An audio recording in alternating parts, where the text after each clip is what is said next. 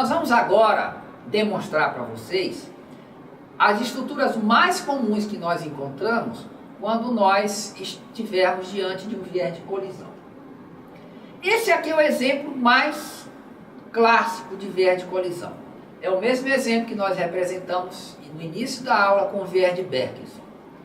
É um exemplo de viés de colisão pela porta da frente, quando você condiciona por uma variável colisora, que ela é um efeito comum tanto da exposição quanto da doença. Então esse é o exemplo mais clássico de viés de colisão. A segunda estrutura de colisão mais encontrada de viés de colisão, quando nós ajustamos para um descendente do colisor. Então, é um exemplo também de viés de colisão que vai pela porta da frente, quando a gente inadvertidamente ajusta por um descendente do colisor. Nós vamos continuar identificando algumas estruturas de viés de colisão, também ocorrendo pela porta da frente. Nesse exemplo aqui, existe uma colisão, existe uma variável colisora, que ela é um efeito comum da exposição e de uma causa da doença. Então, o que eu queria chamar a atenção aqui é que você tem um viés de colisão que é provocado por um efeito comum da exposição e de uma causa da doença. Então, observem. Aqui você tem uma relação direta entre a exposição e o colisor, mas aqui você já tem uma relação indireta entre a doença e o colisor, que vai passar exatamente pela causa da doença. Então, vejam que nesse exemplo, você vai criar viés de colisão, porque você está condicionando, eu estou representando por um quadrado, por uma variável colisora, que ela é um efeito comum da exposição e de uma causa da doença. Só para chamar a atenção que esse viés de colisão, ele pode ser não sempre de um efeito comum da exposição e da doença, mas ele pode ser de um efeito comum da exposição ou de uma causa da exposição e também de um efeito comum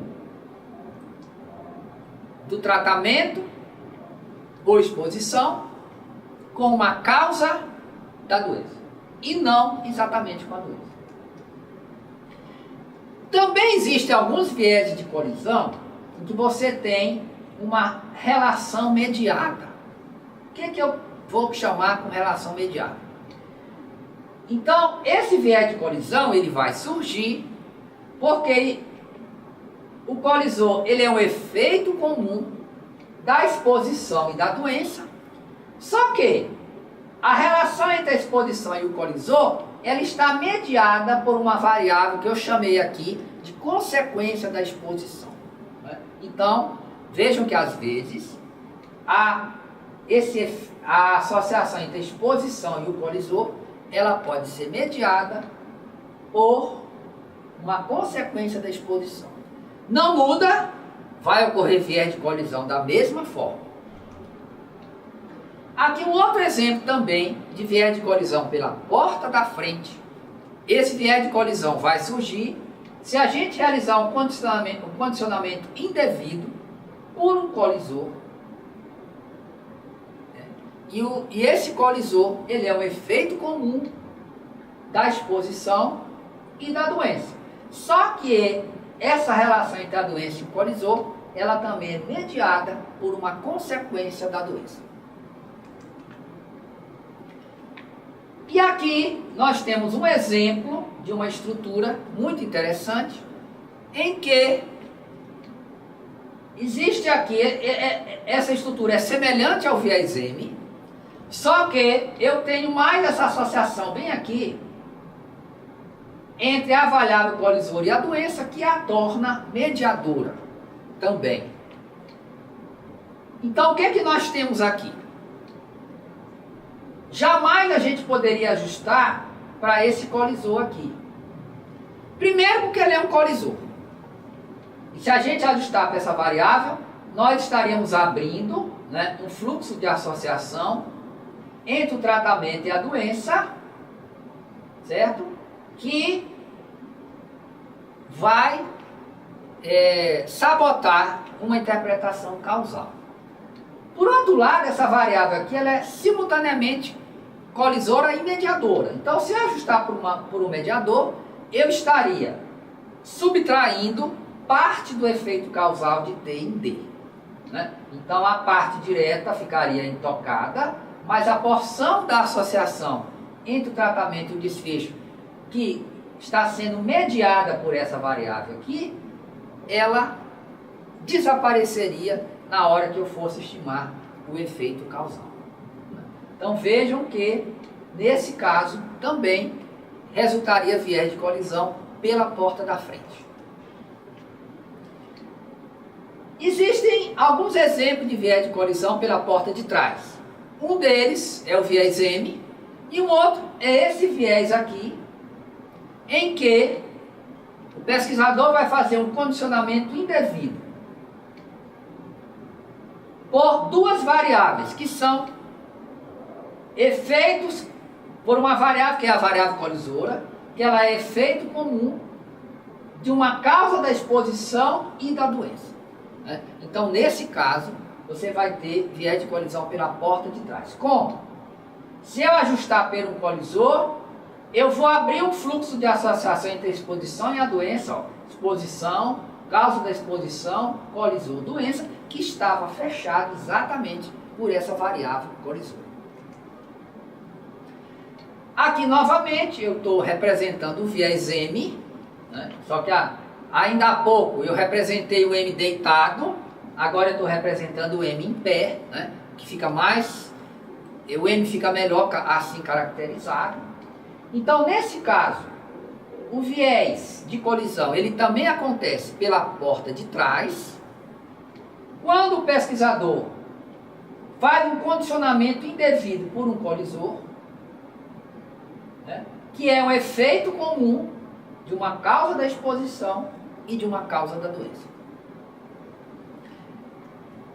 Bem, vamos ilustrar agora um viés de colisão que surge pela perda de segmento. Então, aqui vai acontecer uma situação um pouco parecida, né? Vamos dizer, melhor dizendo, análoga ao viés de Bergson. Então, no viés de Bergson, o pesquisador selecionou uma determinada subpopulação para estudo, que foi exatamente a população que buscou atenção hospitalar. E ele foi estudar se havia relação de causa e efeito entre colecistite e diabetes apenas naqueles pacientes que procuraram o hospital. Então vamos imaginar agora, né, que a gente vai ter também viés de colisão, mas por um outro problema, causado por perda de segmento. Isso aqui é um fenômeno que acontece muito em estudos de coorte. Então, vocês sabem que o estudo de coorte é um estudo longitudinal, prospectivo, em que os participantes eles são seguidos ao longo de vários anos e esse estudo vai tendo várias ondas. E normalmente, algumas pessoas vão sendo perdidas ao longo do processo. Então, lá no final do estudo, né, você pode ter perda de segmento e a população final ela pode ser muito diferente em relação a várias características da população que começou o estudo. E aí aqui pode acontecer a mesma coisa, como eu vou ilustrar com esse exemplo a seguir. Então, nesse exemplo, vamos imaginar que nós queramos investigar se o uso de antirretroviral reduz a mortalidade.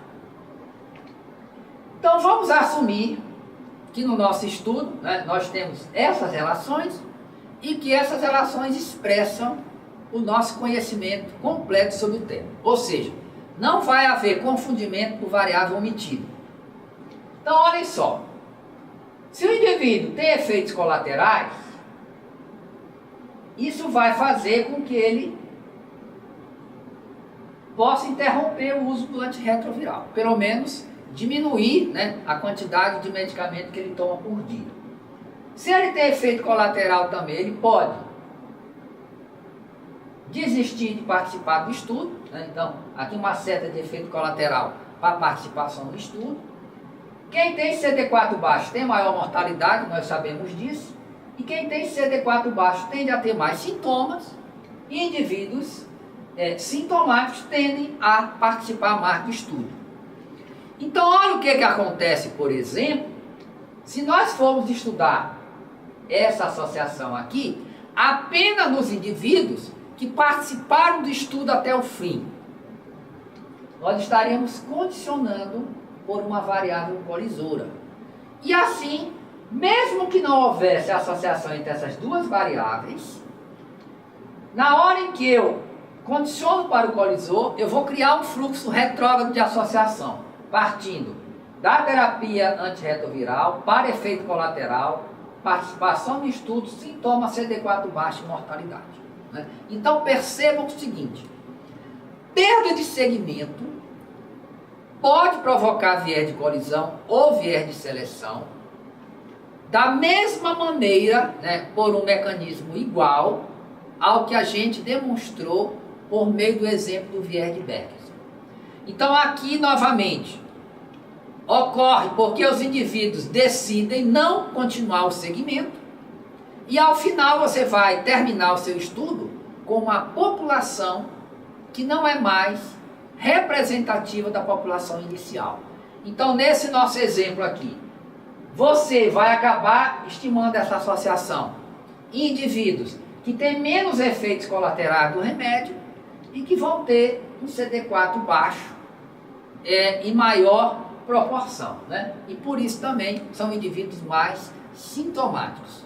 Então, isso pode fazer com que a tua estimativa de efeito causal esteja contaminada pelo viés de colisão, se você fizer essa associação apenas naqueles indivíduos que participaram do estudo até o final. Esse aqui é o mesmo exemplo, né? Então, só ilustrando. Aqui é a nossa exposição, aqui o efeito.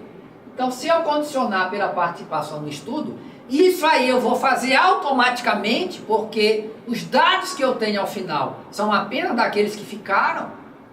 Eu estou abrindo um fluxo de associação entre a exposição e a doença. Ó, A, B, C, L, D, Y. Né? Então, esse caminho pela porta de trás está fechado por esse colisor. No momento em que eu condiciono pela participação, ou seja, eu calculo meu efeito causal apenas nos indivíduos que participaram do estudo até o final, eu estaria criando viés de colisão. Bem, vamos comentar um pouco agora sobre a intensidade do viés de colisão. Obviamente, a intensidade do viés de colisão vai depender da força de associação entre a exposição e o colisor e entre o desfecho e o colisor. Quanto mais forte for essa associação, mais intenso vai ser o viés de colisão. A intensidade também está ligada com a associação entre a exposição e o colisor e o desfecho e colisor for direta ou indireta. Então, se essas associações forem diretas, como no exemplo do viés de Berkes, em que a exposição, que é a colecistite, ela causa busca do hospital, e o desfecho, que é diabetes, também causa busca pelo hospital, esse viés tende a ser de grande intensidade. Por outro lado, se você tiver uma associação direta e outra indireta, ou seja, você tem uma associação entre a exposição e o colisor é direta, mas a exposição entre o desfecho e o colisor, ela é mediada, por exemplo, uma consequência, você teria um viés de intensidade intermediária. E se você tiver duas associações indiretas, né, como a gente exemplificou aí no viés M, esse viés de colisão ele tende a ser mais fraco, né? Então, ilustramos o viés M, vimos que o viés M, ele é um viés um viés de colisão que surge por um condicionamento indevido por um colisor que está no caminho pela porta de trás, e esse é um viés que tende a ser mais fraco, porque você está lidando com associações indiretas. Vou apresentar agora uma estrutura gráfica que é chamada de gravata borboleta, porque o seu aspecto, né, que parece um X, ele lembra muito uma gravata borboleta, né? Então, o que acontece nesse viés aqui?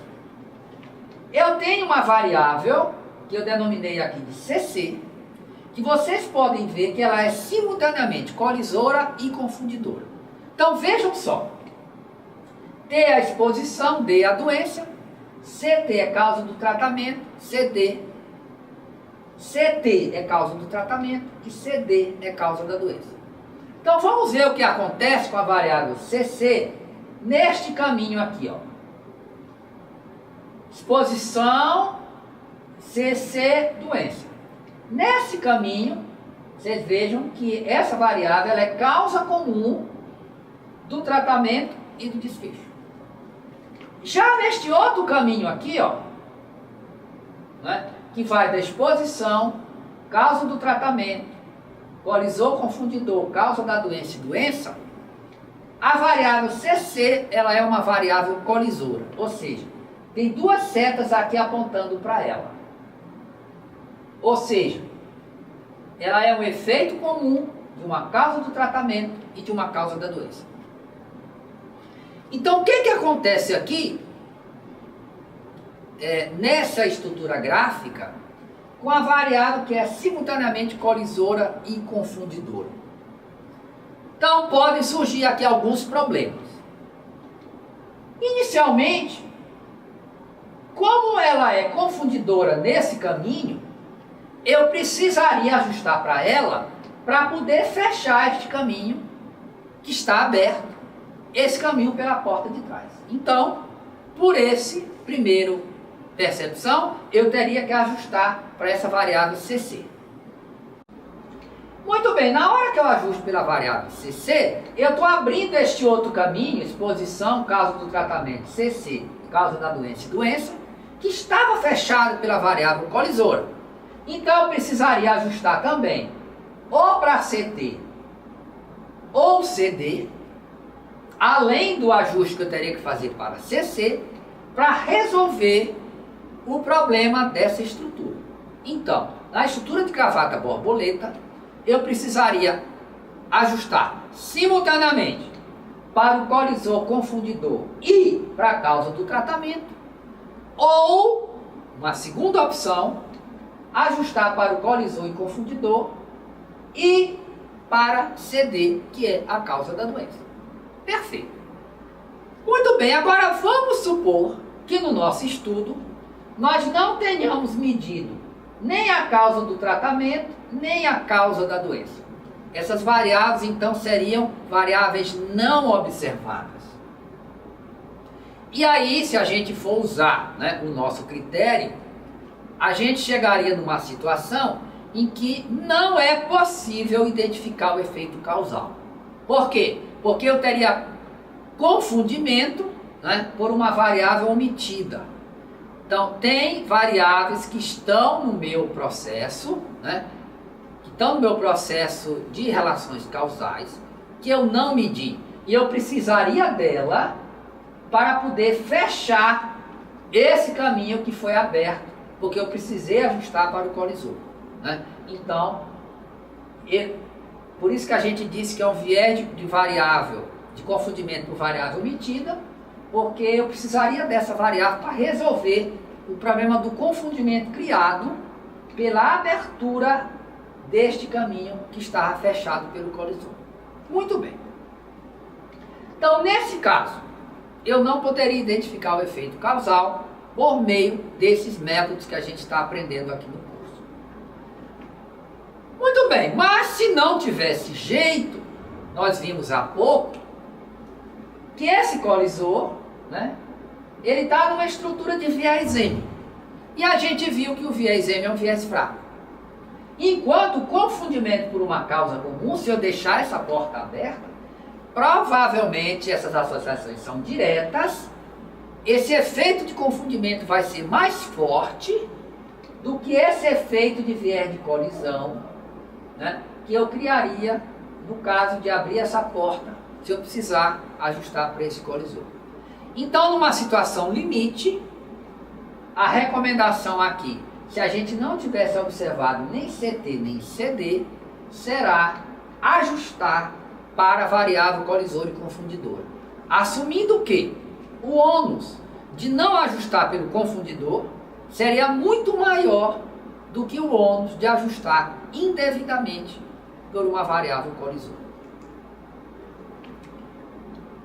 Estamos agora caminhando para o final da aula, então vamos ver agora as causas de viés de seleção. Se o pesquisador escolher uma amostra de conveniência, por exemplo, como do exemplo de Berkson, e que ele quer ver a relação causal entre colecistite e diabetes, estudando apenas os pacientes que buscaram o hospital, né, é um exemplo de causa de viés de seleção.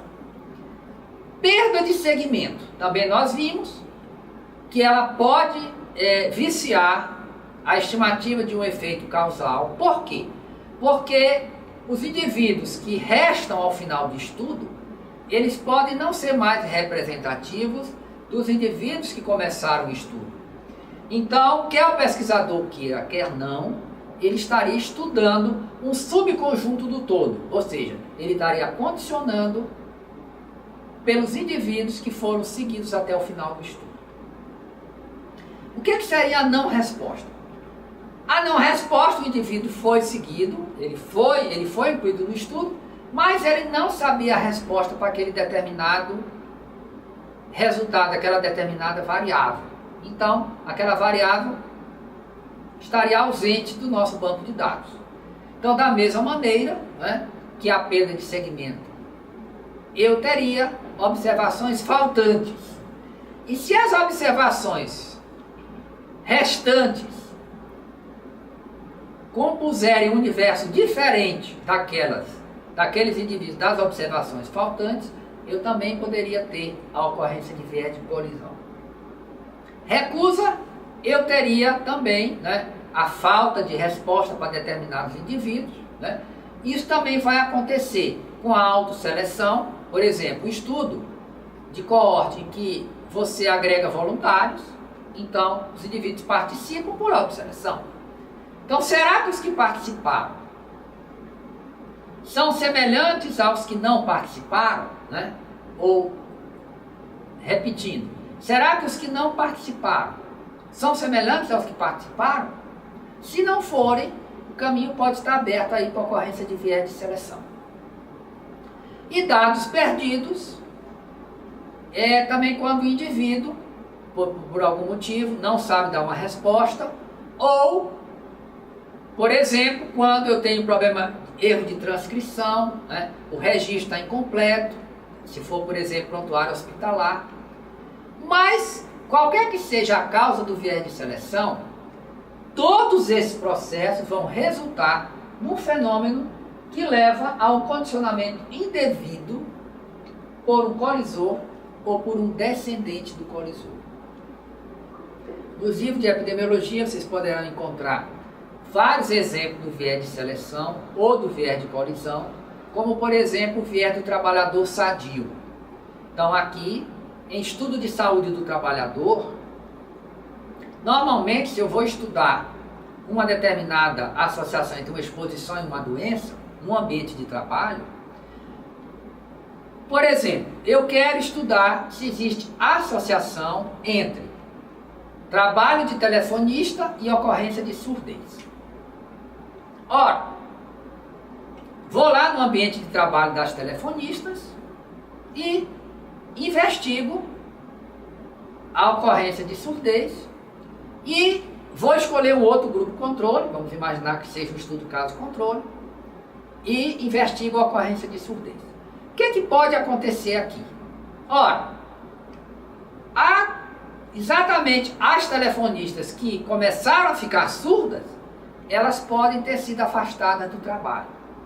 Então, a população que vai me resultar para estudo, ela é uma amostra viciada, diferente da população que deveria ter participado do estudo. Então, aqui parece com o viés de Bergson. Se eu for estudar associações entre exposições e doenças do trabalho e estudar o ambiente fabril, quem resta na fábrica são aqueles trabalhadores que continuavam saudáveis, apesar de todas as agressões, né? Então, isso é chamado viés de trabalhador sadio, que é um exemplo de viés de seleção. E temos o viés de voluntariado, que eu já comentei bastante, que ocorre, por exemplo, no estudo de coorte, onde a gente convida várias pessoas para participar, mas nem todas aceitam participar. Então, se houver diferença entre os participantes e os não participantes, você também criaria viés de colisão. Vimos então que existe um viés de seleção, o viés de colisão, que a gente pode evitar não fazendo o condicionamento indevido pelo colisor. Agora, e quando a gente tiver perda de segmento? Será que tem alguma maneira da gente corrigir na análise esse viés de colisão? Então, se a gente tiver as informações da linha de base do estudo, isso é comum que a gente tenha no estudo de coorte, nós podemos corrigir esse viés de colisão na hora da análise dos dados. Como? Desfazendo exatamente o condicionamento para a variável C. Então, o que a gente teria que fazer? Nós teríamos que fazer com que a nossa amostra restante ela voltasse a ser representativa da amostra da linha de base. Aí vocês poderiam me perguntar, como é que a gente faria essa mágica? Como é que a gente vai recuperar as informações daqueles indivíduos que não participaram do estudo? Professor, não tem como fazer isso. Realmente, a gente não tem como recuperar as informações de quem não participou do estudo. Mas nós temos uma maneira de chegar perto disso. Nós podemos pelo menos estimar qual seria a resposta daqueles indivíduos que nós perdemos se eles tivessem participado do estudo. Então aqui é semelhante ao que a gente busca na abordagem contrafatual. Eu vou querer estimar um valor para as variáveis daqueles indivíduos que não vieram ao segmento.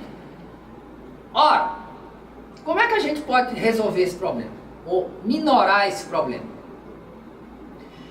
Eu tenho um indivíduo que veio ao segmento, vamos imaginar que no nosso estudo, a gente tenha perdido um percentual maior de indivíduos muito pobres. Muito bem, mas eu tenho alguns indivíduos muito pobres durante o meu segmento. Só que eles estão em uma proporção muito menor do que eu tinha na minha população de origem. Então o que eu faço? Eu vou aumentar o peso desses indivíduos na minha amostra de segmento. Ou seja, na hora que eu for calcular as minhas estimativas, os indivíduos que são mais semelhantes aos que eu mais perdi, eu vou dar um peso maior. Por outro lado, eu tenho uma participação maior de indivíduos mais ricos na minha amostra de segmento. Então houve um desbalanceamento dessas características na minha amostra de segmento. Então o que eu vou fazer? Eu vou dar um peso menor para aqueles indivíduos mais ricos, que vieram mais, participaram mais do meu estudo de segmento. Então, como é que eu faço isso? Utilizando aquele procedimento que nós já vimos, que é ponderar pelo inverso da probabilidade de participação no estudo.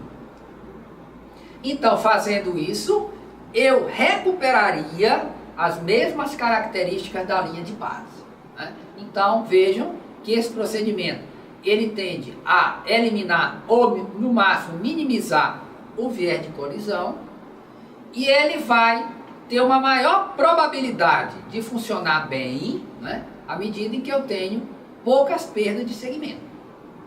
À medida em que eu tenho muitas perdas, a estimativa, né, dos que vieram, ela pode ser um pouco diferente daqueles que não vieram. Eu vou resumir agora, né, a nossa aula comentando sobre o cálculo dos pesos para a gente realizar o procedimento do inverso da probabilidade de seleção. Então esse método ele é um método bastante interessante, por quê? Porque eu posso simultaneamente corrigir viés de confundimento e viés de seleção simultaneamente. Então, como é que eu calcularia o peso para corrigir o viés de confundimento?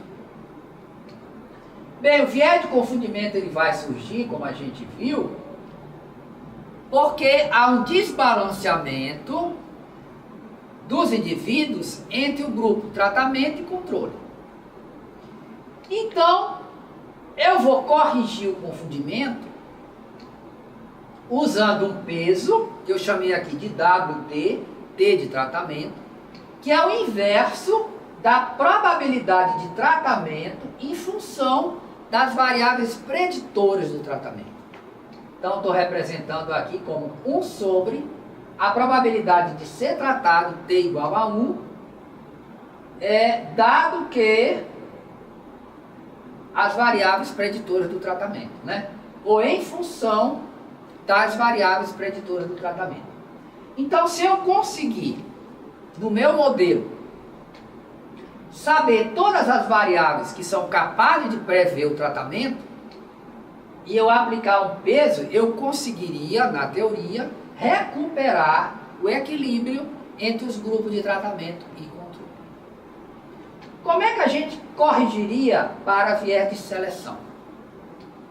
Então aqui eu vou ter um desbalanceamento, porque os que participaram e não participaram do estudo, eles diferem em relação a algumas características. Então, se eu conseguir também no meu modelo definir quais os determinantes da participação no segmento do estudo, eu conseguiria calcular um peso que é o inverso da probabilidade de participação no estudo em função das variáveis preditoras da participação, que eu chamei aqui de P, e geralmente o tratamento é uma das variáveis preditoras dessa participação. Então, com isso, eu calcularia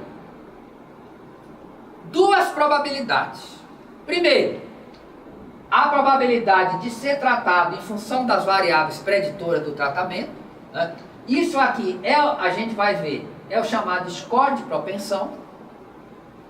E se eu tomar o inverso do score de propensão, eu tenho o peso para corrigir viés de confundimento no modelo, utilizando o inverso da probabilidade.